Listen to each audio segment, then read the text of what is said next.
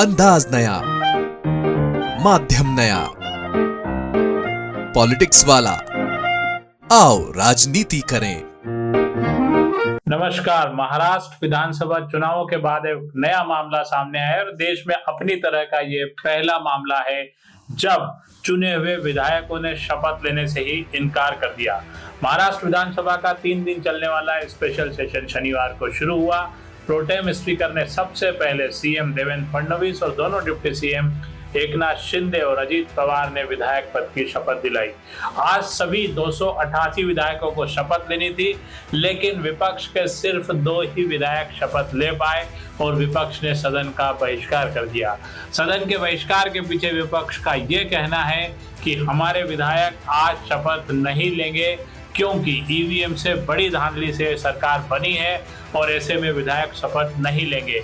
ये अपनी तरह का पहला मामला है कि विधायकों ने ईवीएम के खिलाफ शपथ लेने से ही इनकार कर दिया। आमतौर पर सदन में शपथ लेने के बाद इस तरह के विवाद सामने आते हैं या इस तरह का विरोध सामने आता है, लेकिन शिवसेना के नेता आदित्य ठाकरे ने कहा कि हमने फैसला किया है कि हमारे विधायक आज शपथ नहीं लेंगे।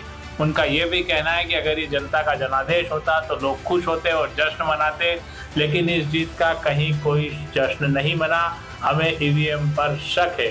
आदित्य ठाकरे के इस बयान के बाद डिप्टी सीएम अजीत पवार ने कहा, चुनाव हुआ है और लोगों ने हमें जिताया है। अभी वॉकआउट करने से कुछ नहीं होने वाला। अगर कुछ करना है तो चुनाव आयोग के पास जाना चाहिए।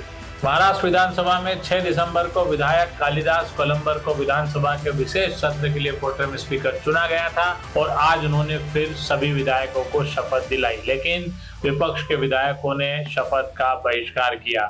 9 दिसंबर को विधानसभा अध्यक्ष चुने जाएगा। इसके लिए पूर्व विधानसभा अध्यक्ष राहुल नार्वेकर और भाजपा विधायक सुधीर मुनगंटीवार का नाम चर्चा में। हालांकि चर्चा ये भी है कि राहुल नार्वेकर नई सरकार में मंत्री बनना चाहते हैं। ऐसे में सुधीर मुनगंटीवार अध्यक्ष पद के लिए सबसे मजबूत दावेदार माने जा रहे हैं। विधायकों की शपथ और अध्यक्ष के चुनाव के बाद 9 दिसंबर को ही राज्यपाल का अभिभाषण होगा।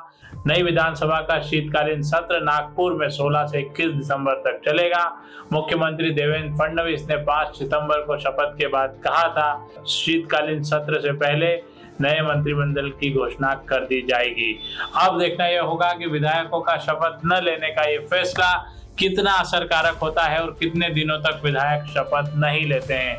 लेकिन विपक्षी विधायकों का सदन से यानी कि शपथ के पहले ही वॉकआउट कई तरह के सवाल जरूर खड़े कर रहा है और एक नई तरह की बहस राजनीति में और लोकतंत्र में सामने खड़ी है।